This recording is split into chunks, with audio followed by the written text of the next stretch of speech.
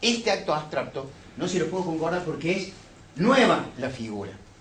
Es dentro de la causa. ¿Qué sigue con el código? Forma y prueba. Acá,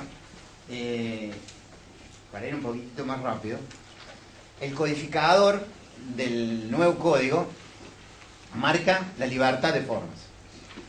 Lo remarca en Vélez. ¿Qué hizo Vélez? El 973 me definió formas, el conjunto de solemnidades respecto a la celebración de tales como la presencia del escribano, del oficial público, los testigos. 974 la libertad de forma. ¿Qué hace hoy el codificador? El principio de la libertad de forma, que no quede duda. Salvo que la ley pida una determinada forma. Y agrega, las partes pueden exigir una forma todavía más rigurosa que la ley. El tema de la forma es una evolución, es muy interesante estudiar este tema de la forma, parece aburrido.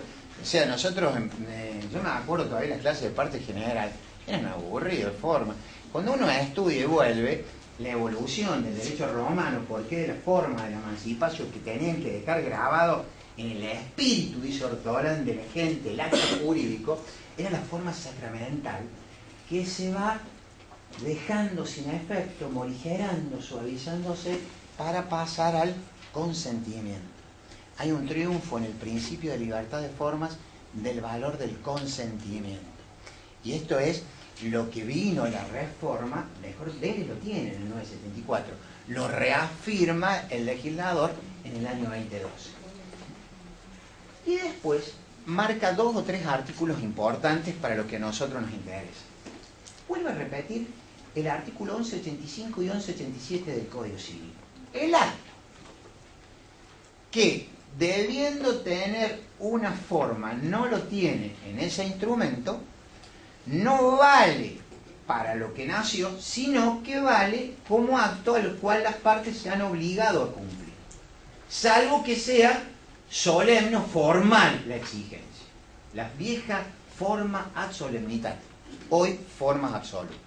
Ya no está más la forma ad solemnitatem y la forma ad probationem.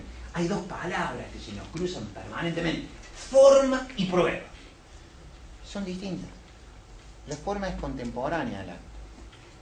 Lo que pasa es que hay veces que se interrelacionan. El propio artículo, yo se lo vamos a leer para que ustedes vean cómo pasa de forma a instrumento. La forma es el continente del acto jurídico. El acto jurídico es el contenido, es lo que está adentro del instrumento. Hay veces que la ley confunde, interrelaciona forma e instrumento.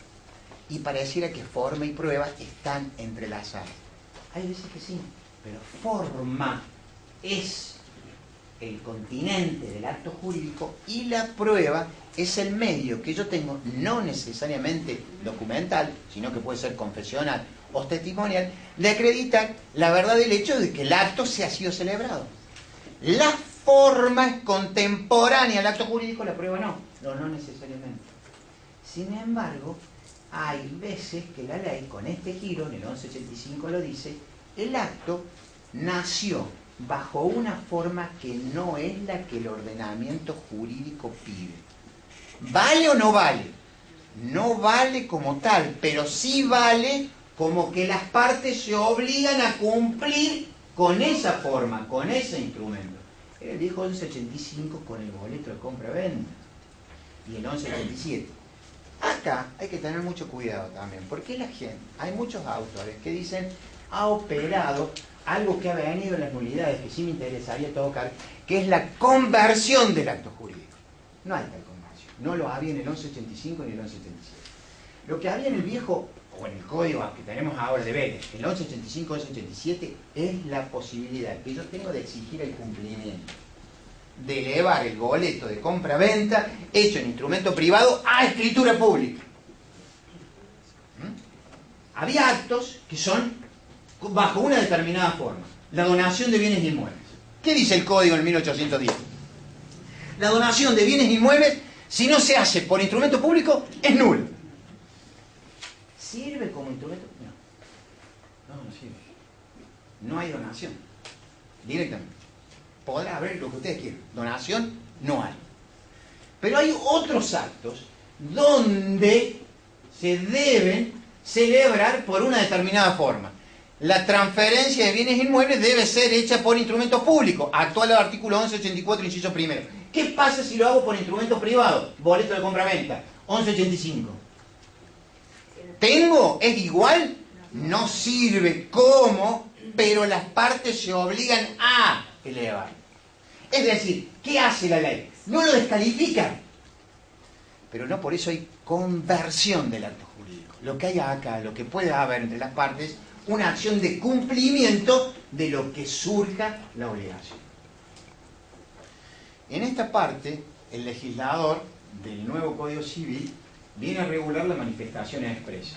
Algo que nosotros lo teníamos, habla de la manifestación expresa que puede ser por instrumento público o por instrumento privado. O por cualquier soporte, con tal que haya un medio que sea representado y que pueda leerse incluso por medios técnicos. Nosotros tenemos esta canalización de instrumentos públicos y privados. Lo que pasa es que el legislador va a reafirmar algo que está en el Código de Vélez, pasa desapercibido, en el 1190, en el inciso tercero, los instrumentos particulares. ¿Qué hace el codificador? Dice, los instrumentos privados pueden ser firmados o no firmados. Los instrumentos firmados son instrumentos privados estricto sensu. Los instrumentos no firmados son instrumentos particulares. Y agrega, como escritos no firmados o como registros visuales, audiovisuales, de bienes o de cosas.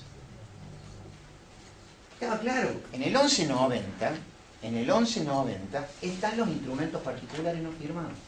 Acá se concentra en un solo artículo, no entra disperso. El 1190, el 1191, el principio de ejecución de los contratos, estaba disperso. ¿Qué es lo que pasa acá? Yo tengo una manifestación expresa. Puede ser por instrumento público o instrumento privado. El instrumento privado tiene dos características. Privado, estricto sensu, firmado.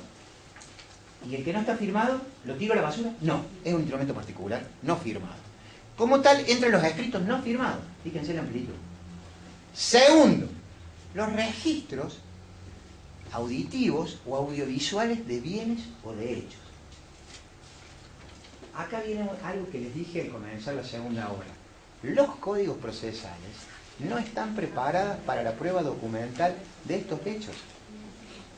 Si ustedes abren Carneluti, van a ver que Carneluti tiene unas hojitas dedicadas al valor probatorio del fonograma. Nos van a servir un montón, sobre todo a los procesalistas. Pero hoy este artículo pone en jaque cómo va a entrar esta prueba. Van a tener que disfrazarse de magos para hacer entrar esta prueba de los registros audiovisuales de bienes y hechos como prueba, entre comillas, documental. Y después termina este capítulo con la firma del instrumento privado. ¿Qué es? El instrumento privado está firmado. La firma puede ser el trazo característico con la que escribo mi nombre y apellido, o un signo. Ojo con esto. Esto ya lo trae incluso Jambigas, cuando habla de la firma del obispo de Clermont, que se le permite en Francia, por la clase, era el obispo de la ciudad de Clermont, firmó con una cruz y puso obispo. Con eso quedó asentado, ya que era la firma. Esto, la firma, acuérdense que trae la autoría, no solamente me muestra la declaración de voluntad, sino la autoría de ese instrumento privado. Es fundamental. Regula en la segunda parte, no podía ser menos, la firma digital. Que eso se va a regir por la ley específica de la firma digital. Es decir, mientras coincide el documento, la parte pública y privada, digamos, no va a haber problema para regular esta firma digital que todavía, por lo menos en Córdoba, no se ha dado. De todos modos, en la redacción, y esto es lo que debemos tener en cuenta, es lo siguiente. El artículo habla, la firma prueba la autoría del instrumento. Fíjense cómo está forma y prueba, ahí, pero son distintas. Más allá que aparezcan en algunos momentos juntas. No son lo mismo. Y hoy ya no hablen más de formas ad probationes o formas ad solemnitatem. Van a tener que hablar de formas absolutas. El matrimonio, por ejemplo. Si el matrimonio yo no lo celebraba en el Código de Vélez ante el oficial público, si yo contraigo matrimonio con la doctora y vamos y lo hacemos en la cancha de fútbol ante uno de los hinchas de Talleres, y puede haber cualquier cosa menos matrimonio. Tenía que ser ante el oficial público, cumplir ciertas requisitos. Si no, hay juntitos. Pero matrimonio no. Pero hay otros actos jurídicos, el de la transferencia por escritura pública, que yo lo podía hacer por instrumento privado, que no lo descalifica la ley. ¿Con qué sigue el legislador? El legislador sigue con 3 figuras, que no ha habido modificación salvo en una. Vamos a ir un poquito más rápido. Lesión, simulación y fraude. Las 3, se dice, son vicios del acto jurídico. La lesión coincide con nuestro 954 del Código Civil. ¿Hay alguna modificación? Mínima. Mínima. ¿Cuál es la modificación? La lesión que tenía 3 elementos. 3 elementos clásicos. La víctima, el victimario y la desproporción en las prestaciones. ¿Qué pasaba en la víctima? Se podía encontrar en 3 estados. El estado de necesidad, el estado de ligereza, dice el código, y el estado de inexperiencia. El problema fue la voz ligereza de nuestro 954. Entra por la reforma del 68. Vélez no quiere la lesión, tal cual estaba regulada en el derecho romano, la lesión, digamos, objetiva, netamente objetiva. El legislador ve la necesidad, acá puede ser también, según la postura que ustedes tengan, un defecto de causa en la lesión. Se habla de que lo que está violado es el elemento bueno y feo. Pero lo cierto es que al momento de la celebración, las partes, hay una que está en situación de inferioridad, ya sea por necesidad, carencia de algo. Interpreten la buena necesidad en sentido amplísimo. Me falta algo para el normal desarrollo de mi vida cotidiana. Ligereza. Acá viene el gran problema. ¿Qué interpreto por ligereza? La mayoría tiende a irse a ligereza a una actitud desprevenida, culpable, negligente. No es esa la interpretación que hay que darle, sino que ligereza la combinaban con el artículo 152 bis. ¿Quiénes están ahí? Los inhabilitados. ¿Quiénes eran la persona que había actuado con ligereza? La persona que tenía alguna disminución en sus facultades mentales, sin llegar al supuesto de los dementes. Y la inexperiencia, la falta de conocimientos que podía tener esa persona frente al acto jurídico que celebraba. Situación de inferioridad. Había una desproporción evidentemente injustificada en la prestación. Probado estos 2 elementos por la víctima, se presumía el aprovechamiento, la explotación de la otra parte. Y se cierra la figura. ¿Cómo está hoy? Igual. Lo único que sacan la voz ligereza y ponen deficiencia psíquica. Igual que el Código de Portugal. Exactamente igual.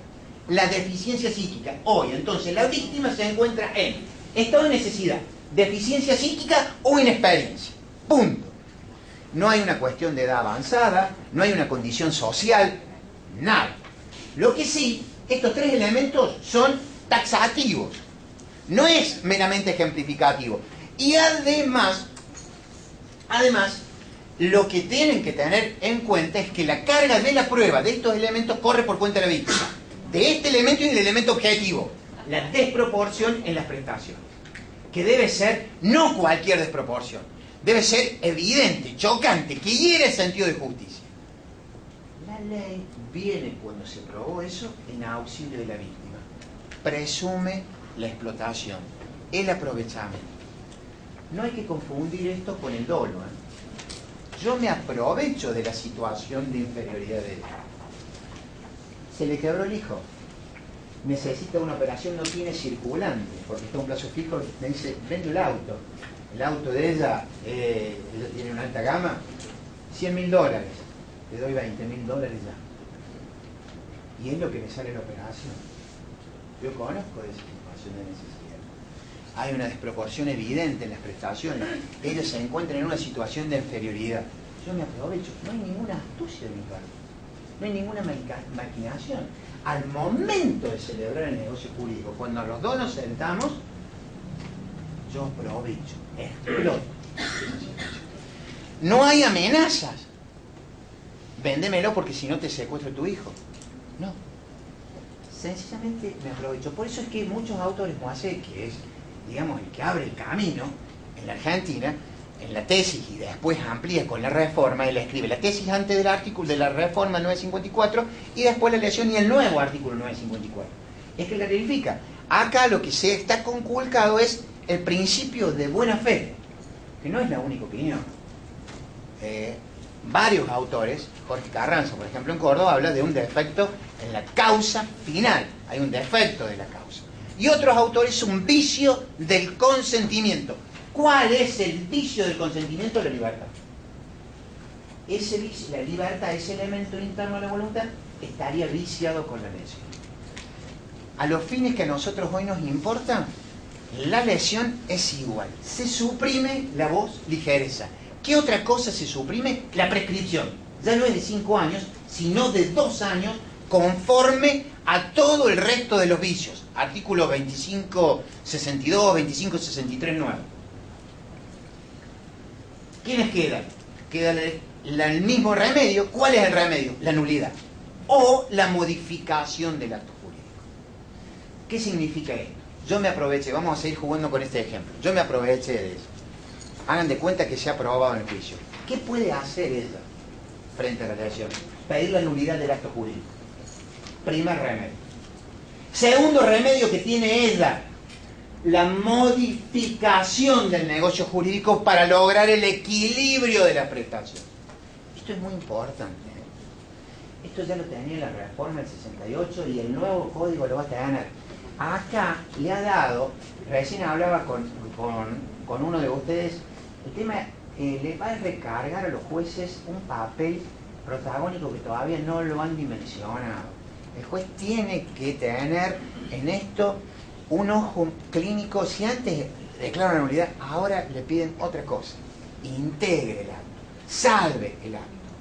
Está en el año 68 con esta solución de alguna manera. Ella me pide la modificación. Vamos al primer remedio, el primer camino que elige ella, la nulidad. Pido la nulidad del acto, señor juez. Yo soy el demandado. ¿Qué puedo hacer? Me hallan. Le digo, no, señor juez, está loco. No hay nulidad ni por lo tanto. La tercera, ofrezco la modificación del contrato. Yo lo quiero el contrato, que no lo declaren nulo. ¿Puedo hacerlo? Puedo hacerlo. Se transforma la acción de nulidad en esta acción de reajuste equitativo de las prestaciones, que las va a decir el juez de acuerdo a la pericia. Y ella puede también, la otra acción que tiene es la modificación equitativa del contrato. ¿Quiénes tienen la legitimación? Las partes del negocio jurídico y sus herederos. ¿Está claro? ¿Hasta acá? Lesión, entonces no hay grandes inconvenientes. Simulación. Retoques, sí. ¿Qué era la simulación? El engaño, la mentira. El 955 del Código de Vélez sigue textual. Textual. Cuando se encubre el verdadero carácter bajo otro, las firmas falsas, las fechas que no son verdaderas, cuando se transmiten derechos y obligaciones para personas, para interpósita persona, que en rigor de verdad no es para quienes se transmiten esos derechos. Esa norma, el 955, sigue igual. ¿Qué suprime el legislador? El 956 del Código Civil. ¿Qué había en el 956? Una clasificación importante, simulación absoluta y simulación relativa. Esta clasificación no la tenemos como estaba en el Código de Vélez.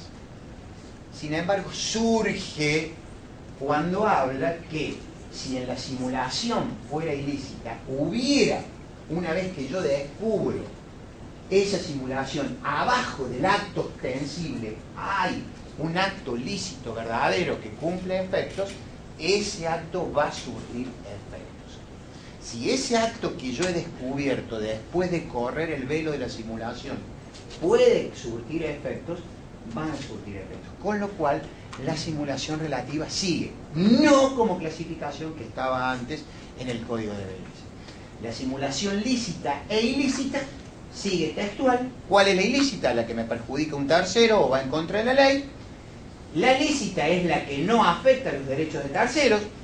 Yo tengo un hijo que es vago, tengo un cuantioso patrimonio, es muy vago, no quiere trabajar, se aprovecha de mí. Entonces, para darle una lección de vida, me voy con mis amigos y les digo, mira, yo te voy a enajenar esta casa, el auto, la lancha, etc. Y un día voy y le digo, no tengo más. No tengo que darte de comer. Tenés que salir a trabajar. Una simulación que, la simulación siempre tiene el engaño, la mentira. Lo que pasa es que acá lo que quiero es el beneficio de mi hijo, moverle la estructura de mi hijo para que salga a trabajar. Es de gabinete el ejemplo. ¿Por qué? Porque en rigor de verdad, la simulación es ilícita. Es de las acciones que va a tener el acreedor, donde el abogado realmente prueba todo el ingenio por las presunciones, sobre todo cuando se le muestran terceros. ¿Por qué? Yo tengo un principio que manejar del lado del Poder Judicial. En caso de duda, tengo que estar por el acto válido. Entonces, realmente, quien imponga el acto de simulado tiene que convencerlo al tribunal de que efectivamente es inválido, que ha habido una mentira. En la simulación, vuelvo a decir, lícita o ilícita, queda igual. La prueba, el contradocumento, queda igual. Es para las partes del contradocumento, pueden prescindir del contradocumento si hay circunstancias inequívocas que así lo hicieren, y los terceros pueden valerse de cualquier medio de prueba. No hace falta la fecha del crédito, cualquier acreedor tiene la acción de simulación. La acción de simulación persigue la acción de nulidad del acto jurídico. La norma sí ha traído un artículo, ha ampliado esto, y dice, la declaración de simulación no puede hacerse valer contra terceros que hayan adquirido del adquirente mentiroso. Es decir, al tercero de buena fe y a título oneroso, lo protege. Al de mala fe, cómplice el que conoce del engaño, yo con ella celebro este acto jurídico en perjuicio de mi acreedor, los dos somos cómplices, respondemos solidariamente si esta cosa se ha ido a un tercero de buena fe y él no la puede perseguir. Es decir, hay una norma nueva que no estaba en el código, generalmente los autores estaban en este camino, que al tercero de buena fe y a título oneroso queda protegido. Y el de título gratuito no queda protegido y va a responder en la medida de su enriquecimiento. Se castiga y se lo hace solidario, en esto no hay problema, lo venimos viendo en el dolo, lo veníamos viendo en la violencia, la solidaridad entre la parte y este tercero cómplice del acto jurídico. En el fraude, las cuestiones no han pasado a mayores. Se vuelve a marcar, sí, la diferencia de una manera más explícita con el tema de la acción de inoponibilidad, que no estaba en el Código de Vélez. En el Código de Vélez, tal cual estaba, era la acción fraudulenta. ¿Qué pasa en el fraude? En la simulación, el elemento característico es la mentira, el engaño, la falsedad. En el fraude no. En el fraude, lo que nosotros tenemos es un acto válido, eficaz, verdadero. Yo quiero, por el fraude, perjudicarlo a mi acreedor. Este acto entre nosotros, ella es cómplice mía, vamos a suponer, es un acto válido, eficaz entre nosotros. Inoponible, no lo podemos oponer. Los efectos, vuelve a aparecer la palabra efectos, no se lo podemos oponer al acreedor. Lo que hace hoy el codificador del nuevo código, regula el fraude. Hay al principio, yo no sé si le han hablado, le van a hablar del tema del título preliminar, está el fraude a la ley, como una figura que es muy discutida, cuando se utiliza una norma de cobertura para evadir otra norma imperativa. Acá el fraude es el fraude en el negocio jurídico. Yo violento la buena fe. Lo que sí me dice, los requisitos son los requisitos que estaban en el 962 del Código Civil. La causa del crédito es anterior, antes decía la fecha del crédito. Que el acto cause la insolvencia o la agrave, y después, si es a título oneroso, que la persona que interviene en el fraude sea cómplice. ¿Cuándo es cómplice? Porque para ser cómplice en el fraude yo no tengo una radiografía que me muestre y me dice cómplice por dentro o una ecografía. ¿Cómo hace la ley para decir ella es cómplice? Es cómplice si conoce que yo con este acto agravo mi insolvencia o la causo a la insolvencia. En el fraude hay una gran diferencia con la simulación. En la simulación hay engaño, en el fraude hay daño. Yo quiero el perjuicio de él. Yo renuncio a un derecho que puede beneficiar el cobro de él. Entonces, lo que yo estoy buscando es el daño. En la simulación es la mentira. Quiero distraerlo a él. Tengo 3 hijos. Una de ellas es una mujer a quien adoro. La quiero beneficiar. ¿Qué hago? Simulo una compra-venta cuando en rigor de verdad subyace otro acto jurídico, la donación. Ahí tenemos una simulación relativa. Corrido el velo de la compra-venta, aparece la donación. La donación puede ser válida en tanto y en cuanto no afecte derechos de terceros, los hermanos. Si no afecta derechos de terceros, esa donación surtirá los efectos. Una simulación relativa. Yo aquí mostré a mis otros 2 hijos esta compra-venta, para que no la maten a la hermana. Cuando el rigor de verdad, había donado. En el fraude que quiero. No, yo quiero causar mi insolvencia. Pudiendo hacer, no quiero. Quiero, agravo mi insolvencia. Lo que yo quiero es perjudicar, quiero el daño. Moisés Panel lo caracteriza bien el fraude. Están los elementos del acto ilícito. Está la antijuricidad, está el dolo, está el nexo de causalidad y está el daño.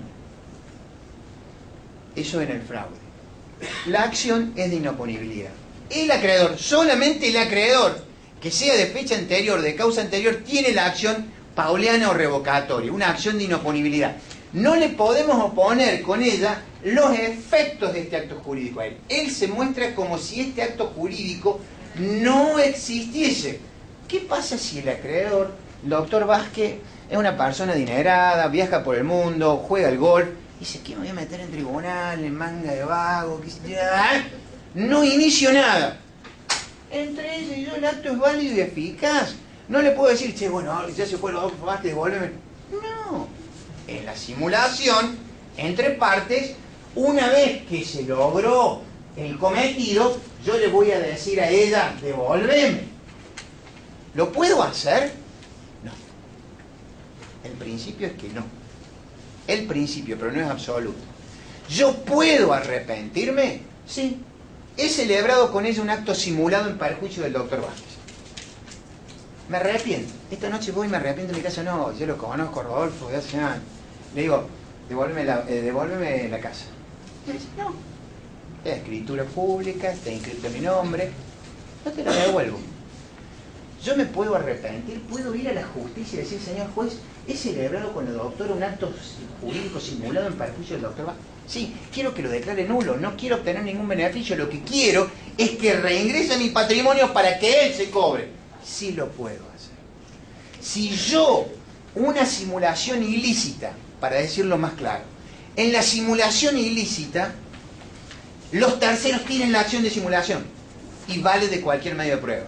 En la simulación ilícita, las partes, como principio, no tienen la acción de simulación, salvo que dejen sin efecto el acto y no obtengan ningún beneficio económico. La acción de simulación es nula, como recién le dije. En el fraude es plenamente válido y eficaz entre partes del negocio. Ella es cómplice, sabe que yo con este acto causaba mi insolvencia en perjuicio de él. Hay un aspecto amplísimo en los actos bilaterales, actos válidos, actos unilaterales. Pueden ser atacados de actos fraudulentos. Incluso renuncias pueden ser atacados de fraudulento. La acción es de inoponibilidad y se puede desinteresar al acreedor por el monto del crédito. A él, la acción de simulación sirve a toda la masa de acreedores. Él la puede iniciar, pero se ven beneficiados todos ustedes. En la acción pauliana no, la inicia él se beneficia. Y a él lo puedo desinteresar, nada más que a él. Por eso es que la acción es, en rigor de verdad, no es de nulidad, como es en la lesión y en la simulación, sino que acá es de inoponibilidad. Al igual que en la simulación, no puedo ir contra el subadquirente de buena fe a título oneroso. Contra esa persona no puedo ir. Si la cosa la tiene un tercero de buena fe y a título oneroso contra quien la acción pauliano revocatoria no va, rebota como si fuera una pared, nosotros dos, yo parte, ella cómplice,